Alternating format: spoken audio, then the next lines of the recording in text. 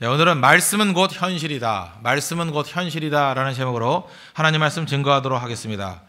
이사야 53장은 성령께서 직접 지목한 본문입니다.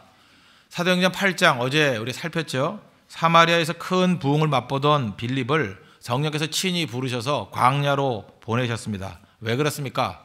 광야에 이사야에서 53장을 읽고 있던 에디오피아 내시가 있었기 때문에 그렇습니다.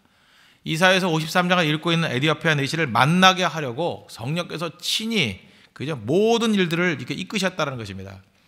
두 사람이 만났습니다. 빌립이 묻죠. 읽는 것을 깨닫느냐? 그랬더니 내시가 대답하기를 지도하는 사람이 없는데 어찌 깨달을 수 있겠습니까? 그럴 때 그 에디오피아 내시가 했던 중요한 질문이 있습니다. 사도행전 8장 34절인데 그 내시가 빌립에게 말하되 청컨대 내가 묻노니 선지자가 이 말한 것이 누구를 가리킴이냐? 자기를 가리킴이냐? 타인을 가리킴이냐? 이사야 53장에 나오는 고난의 종, 이 주제인데 여기서 이 고난의 종이 이것을 쓴 이사야입니까? 아니면 다른 사람입니까? 그럴 때 빌립이 얘기합니다. 그죠? 이 글에서 시작하여 예수를 가르쳐 복음을 전하니. 그러니까 이 글로부터 시작해서 예수를 전했다는 게 무슨 얘기예요? 이사야 53장에 나오는 게 누구 얘기라는 거예요? 예수님이라는 거예요. 장차 오실 예수님에 관한 예언이다. 그래서 예수님을 가르쳐서 복음을 증거했다. 그 고난의 종은 바로 예수님이다. 그래서 성령께서 친히 예수님에 대해서 이 고난받는 종에 대해서 알고 싶으면 이사야에서 53장을 보라. 이렇게 친히 가이드해주고 있다는 것입니다. 그 내용으로 살피겠습니다. 실제로 이사야 53장이지만 그 내용은 52장 13절부터 시작이 됩니다.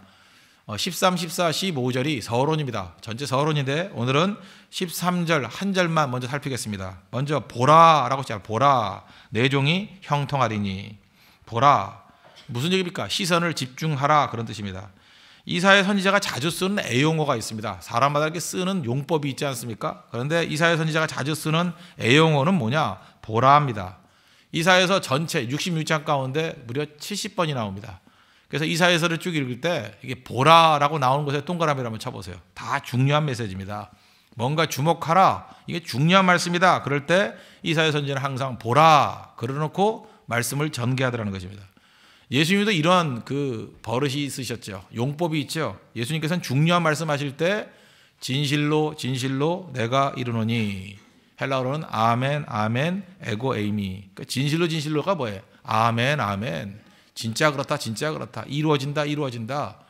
그래서 어떤 분들은 진실로 진실로로 번역하는 것보다 그냥 아멘 아멘을 하는 게 좋다고. 우리 기도 다 끝나고 난 다음에 아멘 그러잖아요. 그 아멘이에요. 아멘 아멘 내가 말하노니.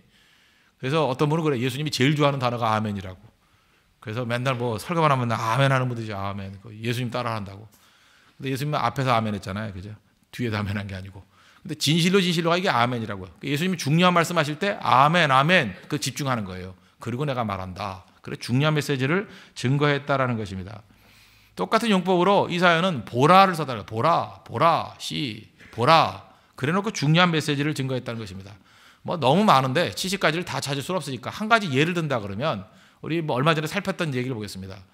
그 히스기야의 아버지가 아하스 아닙니까? 15대 왕 아하스. 아하스가 북쪽 이스라엘과 아람이 연합해서 쳐들어옵니다. 그랬더니 두려워서 부들부들 떱니다. 그때 이사야 선지자를 보내가지고 떨지 마라. 하나님 의지하면 된다. 그런데 계속 떨어요. 그러니까 첫 번째 보내고 말 안 들으니까 스알리아스 첫 번째 아들을 통해서 메시지 주셨죠. 안 되니까 두 번째 네가 징조 보여달라고 하면 내가 징조 보여줄게. 나 징조 필요 없습니다. 나는 아수를 의지하면 됩니다. 그런 태도를 보였죠. 너무 답답하니까 하나님이 뭐라 그래요? 내가 친히 징조를 구하고 친히 징조를 보이리라. 그때 말씀이 이사야서 7장 14절이에요. 그러므로 주께서 친히 징조를 너희에게 주실 것이라.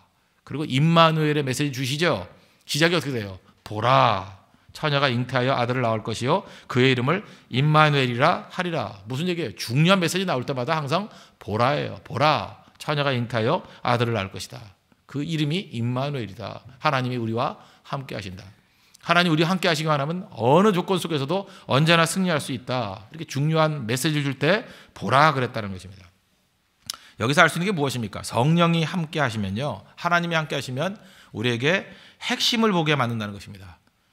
보라 그러든지 아니면 진실로 진실로 그러든지 핵심이 무엇인지를 정확히 본다는 거예요. 그런데 하나님을 떠나게 되면 특징이 뭐냐? 사람들이 다 멍청해집니다. 엉뚱한 싸움 벌이고요. 엉뚱한 곳에서 시간 낭비하게 만든다는 것입니다. 그래서 잠언 2장 6절을 보니까 대저 여호와는 지혜를 주시며 지식과 명철을 그 입에서 내심이며, 그러니까 하나님 믿고 의지하면 사람이 똘똘해집니다. 왜 그래요? 핵심이 뭔지를 명확히 알기 때문에. 그래서 하나님 잘 섬기면 영광이 아닌 일에 인생 낭비하지 않습니다. 반드시 영광스러운 일에만 일을 집중하는 그런 능력이 있다는 것입니다. 힘쓰고 애쓰는 게 아니에요. 핵심이 뭔지를 명확히 알기 때문에 정확하게 그 일에 집중한다는 것입니다. 그래서 교회가 분주하게 뛰는 것보다 더 중요한 게 뭐예요? 핵심이 무엇인지 말씀을 통해서 그걸 붙들어야 된다는 것입니다. 그러면 정확하게 그 시대에 하나님께서 우리가 해야 될 일이 무엇인지를 명확히 알면, 핵심을 알고 핵심에 집중하면 반드시 부흥과 승리가 우리 가운데 오게 된다는 것입니다.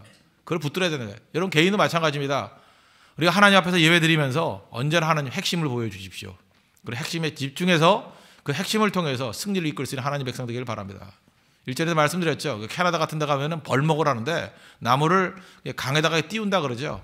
그럼 벌목한 그 나무들이 막 엉킬 거 아닙니까? 그걸 갖다가 로그잼이라 그래요. 그저 이렇게 통나무들이 엉켜가지고 움직이질 않아요. 그러면 그거 힘으로 막 밀고 한다고 되는 게 아니라 가장 능수능란한 벌목과 하나가 와가지고 조그만 망치 하나 들고 온대요. 그래서 잘 와가지고 핵심이 뭔가, 거기도 이제 그 볼링하고 똑같이 얘기하더라고요. 그걸 킹핀이라 그래요. 킹핀.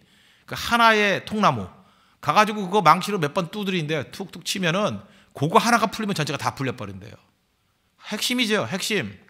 근데 어리석은 사람들, 뭐 내용을 잘 모르는 사람이 가면 낑낑대면서 노동만 한다는 거예요. 이거 잡아당기고 저거 잡아당기고 힘만 빠지는 거지 절대로 그 로그잼이 풀리지 않는답니다. 핵심의 핵심은 어떤 나무 하나를 딱 치면 된다는 거예요. 성령께서 우리와 함께 하시면 바로 그 핵심을 붙들 수 있도록 이끌어 주신다는 것입니다. 그게 이사야서는 뭐예요? 보라, 보라. 성령 언제나 우리에게 핵심으로 이끌어 간다는 것입니다. 어제 우리 젊은이 예배 때도 말씀을 드렸죠. 히스기야 왕, 왜 위대한 왕이라고 얘기를 합니까? 이유가 뭐예요? 핵심이 무엇인지를 우리에게 보여준다고요. 모든 난관과 어려움이 있을 때, 슬럼프가 있을 때 뭐부터 풀라고요? 예배로부터. 예배로부터 풀면 모든 삶의 문제가 다 풀리게 된다. 그걸 보여주는 위대한 왕입니다. 예배가 중요하다. 예배로부터 풀면 인생의 모든 난관과 어려움과 얽힌 것들이 다 풀리게 된다. 그게 바로 뭐예요? 핵심이죠. 그게 보라예요, 보라. 그래서 핵심을 정확히 파악할 줄 아는 우리 믿음의 신실한 종 되기를 바랍니다. 그 다음 나오는 게 형통하리니 그랬죠. 보라, 내 종이 형통하리니. 형통하리니 그래놓고 그 난해주 4번을 보니까 뭐라고 되어 있어요? 지혜롭게 행하리니.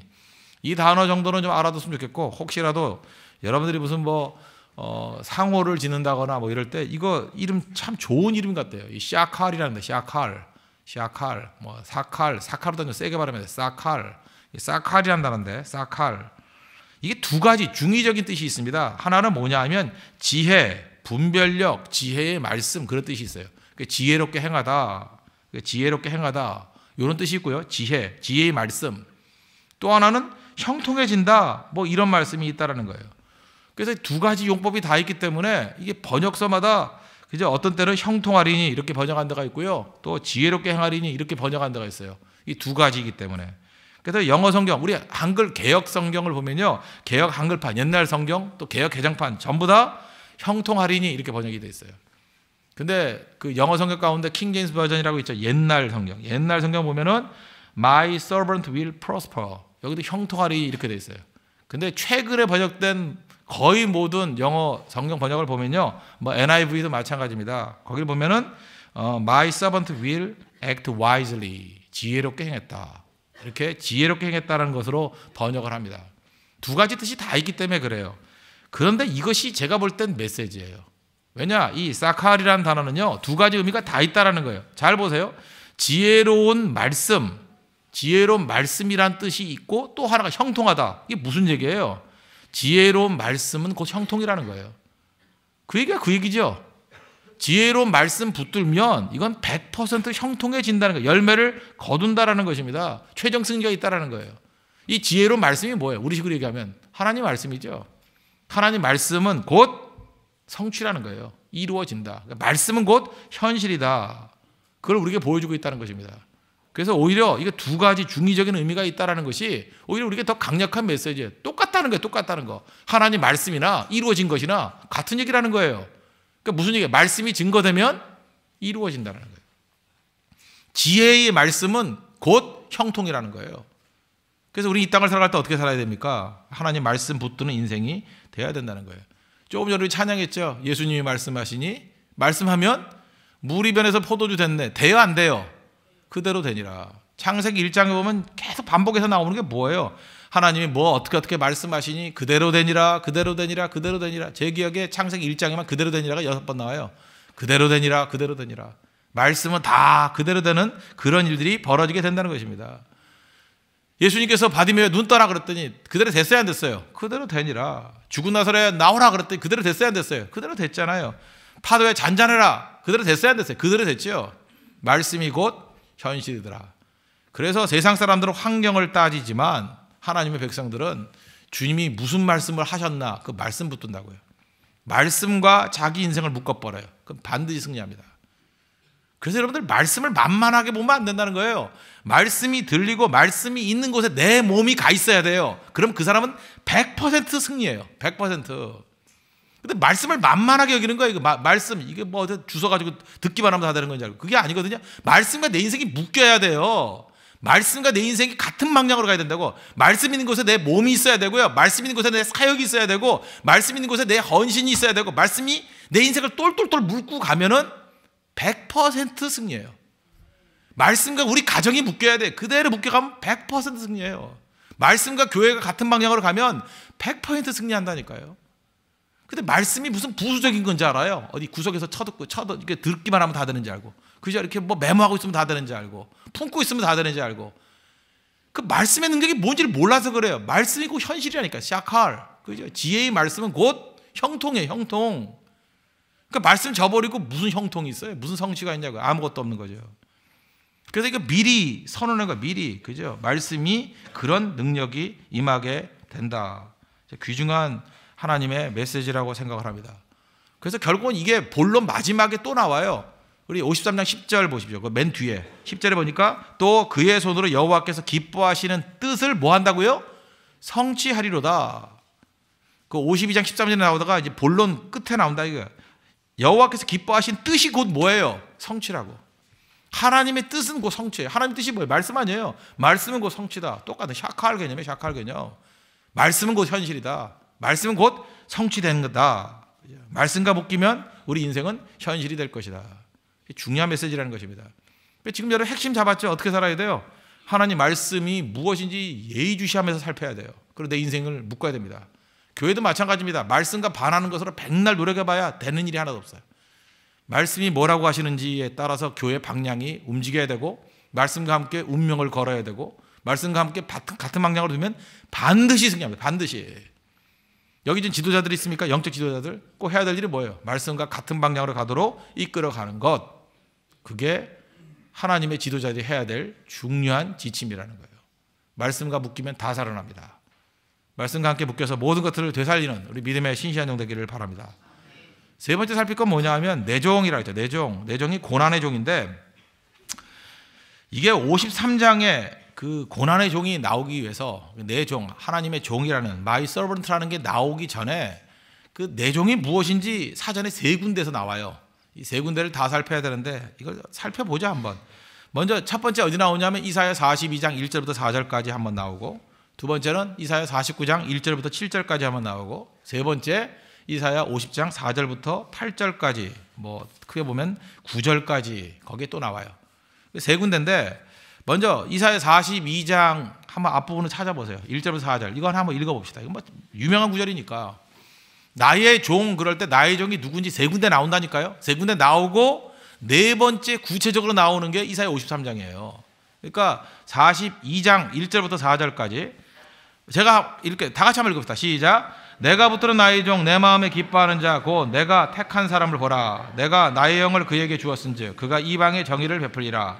그는 외치지 아니하며 목소리를 높이지 아니하며 그 소리를 거리에 들리게 하지 아니하며 상한 갈대를 꺾지 아니하며 꺼져가는 등불을 끄지 아니하고 진실로 정의를 시행할 것이며 그는 쇠하지 아니하며 낙담하지 아니하고 세상에 정의를 세우게 이르리니 섬들이 그 교훈을 앙망하리라. 나의 종의 특성에 대한 얘기들이 쭉 나와요. 뭐 외치지 아니하고 목소리를 높이지 아니한다. 뭐 조용조용히 있다. 그 다음에 상한 갈대를 꺾지 않고 꺼져가는 뭐 등불을 끄지 않는다. 이게 뭐예요? 약자 편에 선다. 뭐 이런 거고, 그 다음에 어떤 상황에서는 낙담하지 않는다. 낙심하지 않는다. 이게 나의 종의 특성들이에요. 그런데 이 특성보다 더 중요한 건 뭐냐 하면 나의 종이 하는 일이에요. 42장 1절 보니까 이방의 정의를 베풀리라. 또 4절 보니까 섬들, 이 섬이라는 건 무슨 얘기냐면 외국에 뭐 그런 뜻이에요. 해외에, 그죠? 섬들이 그 교훈을 앙망하리라. 나의 종은 어떤 종이라는 거예요? 이스라엘 백성에게 매어 있는 종이 아니라 온 세상의 구주라는 거예요. 그러니까 나의 종은 어떤 역할을 해요? 세상의 구주로 오시는 분이라는 거예요. 세상의 구주.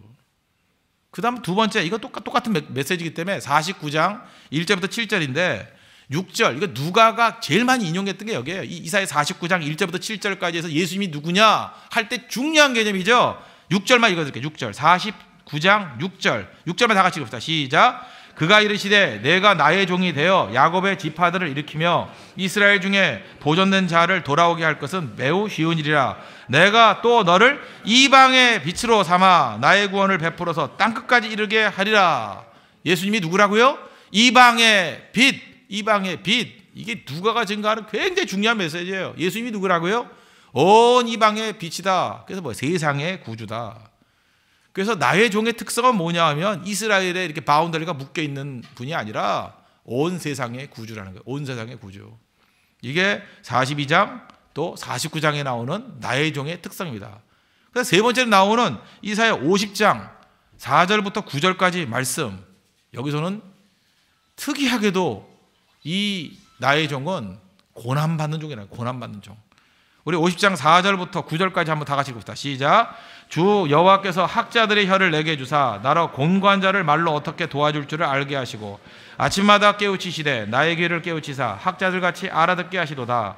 주 여호와께서 나의 귀를 여셨으므로 내가 거역하지도 아니하고 뒤로 물러가지도 아니하며, 그 다음 중요하죠. 나를 때리는 자들에게 내 등을 맡기며 나의 수염을 뽑는 자들에게 나의 뺨을 맡기며 모욕과 침 뱉음을 당하여도 내 얼굴을 가리지 아니하였느니라. 주 여호와께서 나를 도우심으로 내가 부끄러워하지 아니하고 내 얼굴을 부싯돌같이 굳게 하였으므로 내가 수치를 당하지 아니할 줄 아노라. 나를 의롭다 하시는 이가 가까이 계시니 나와 다툴 자가 누구냐? 나와 함께 설지어다. 나의 대적이 누구냐? 내게 가까이 나올지니라. 보라, 주 여호와께서 나를 도우시리니 나를 정죄할 자 누구냐? 보라, 그들은 다 옷과 같이 헤어지며 종이 그들을 먹으리라. 여기 보니까 이 예수님의 특성에 대한 얘기가 나오죠. 학자의 혀를 주사, 이게 말씀으로 잘 깨우친다. 여기까지 뭐 다 이해할 만해요. 그런데 6절 7절 보니까 고난당하는 종이라는 거예요. 고난. 나를 때리는 자에게 등을 맡기고 수염 뽑는 자들에게 뺨을 맡기고 모욕과 침뱉음을 당했다. 근데 이 모든 것을 이길 수 있는 방법이 뭐예요? 50장 7절 보니까 주 여호와께서 나를 도우심으로, 또 50장 8절 보니까 나를 의롭다 하시는 이가 가까이 계시니. 예수님이 고난당한다는 것을 여기서 처음으로 보여주고 53장에서 본격적으로 고난당하는 모습을 보여줘요.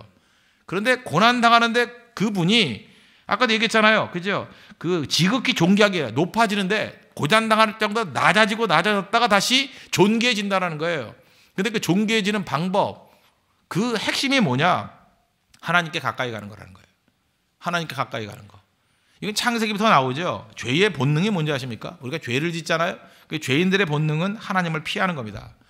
창세기 3장 8절 보니까 그들이 그날 바람이 불 때 동산에 거니시는 여호와 하나님의 소리를 듣고 아담과 그의 아내가 여호와 하나님의 낯을 피하여 동산 나무 사이에 숨은지라. 피하여 숨은지라. 피하여 숨은지라. 그래서 우리가 범죄했을 때 이 죄인들은요, 하나님께 가까이 가는 걸 굉장히 두려워합니다. 그죠? 그래서 피하여 숨게 돼 있다라는 거예요. 그런데 고난과 난간 속에서 이길 수 있는 길이 어디에 있어요? 하나님께 더 가까이 가면 된다. 가까이. 대표적인 샘플, 뭐 여러 사람이 있겠죠. 한 사람, 삭개오입니다. 삭개오가 왜 그렇게 위대한 존재로 성경에서 각인되는지 아십니까? 그는 뭐 세리장이었고 죄인이었고 뭐 문제투성이다. 그럼에도 불구하고 그는 예수님께 가까이 가는 인생이었다는 거예요. 그래서 누가복음 19장에 보니까 3절, 예수가 어떠한 사람인가 하여 보고자 어떻게 하냐, 앞으로 달려가서 보기 위하여 돌 무화과 나무 위에 올라갔다. 옛날 같으면 뽕나무 위에 올라갔대요. 가까이 갔다는, 가까이 갔더니 예수님이 어떻게 했어요? 예수님이 더 가까이 오셨죠. 삭개오야 내려와라, 내가 내 집에 유하여 하리라. 더 가까이 있으면 가셨죠. 그래서 거기서 잔치를 벌이고 먹고 마셨습니다. 그러고 난 다음에 너도 아브라함의 자손이다. 구원의 역사가 나타나잖아요. 이 똑같은 맥락의 말씀이 우리가 가까이 갈 때 하나님 우리를 가까이 해주신다. 야고보서 4장 8절에 나와요. 하나님을 가까이 하라. 그리하면 너희를 가까이 하시리라. 말씀 그대로 이루어졌죠. 우리가 난관과 어려움이 있습니까? 우리가 살 수 있는 길이 어디에 있습니까? 고난이 와요. 난관이 있다고요. 그때 우리가 할 것 딱 한 포인트예요. 하나님께 가까이. 좀 더 가까이요. 그래서 우리 양육이 다른 게 아닙니다. 목회자, 목사가 할 일이 뭔지 아십니까? 성도들을 될 수만 있을 주님께 더 가까이. 이렇게 특별 새벽 기도를 해서라도 주님 앞에 더 가까이 한순간 더 오게 만들고 예배 한 번 더 드려서 더 가까이 가게 만들고 더 말씀 붙들고 기도해서 주님께 더 가까이 가게 만들고 주님께 가까이 그럼 모든 것을 다 이길 수 있습니다. 그죠? 우리 가정도 마찬가지예요. 가정이 살 수 있는 길이 뭔지 아십니까? 주님께 더 가까이. 정말 이 목회자로서 가슴 아픈 것 중에 하나가 뭐냐 하면 분명히 어려움이 있어요. 난관이 있어요. 그런데 안 되려는 집들을 보면요. 특징이 뭐냐 하면 어려움이 있어서 주님을 떠나요. 왜 떠나는지 알아요? 자기 의 때문에. 창피하대요. 창피해서 떠나는 거예요. 창피해서. 그 사람은 근본에 뭐가 있어요? 자기 의가 있어요. 자기 의.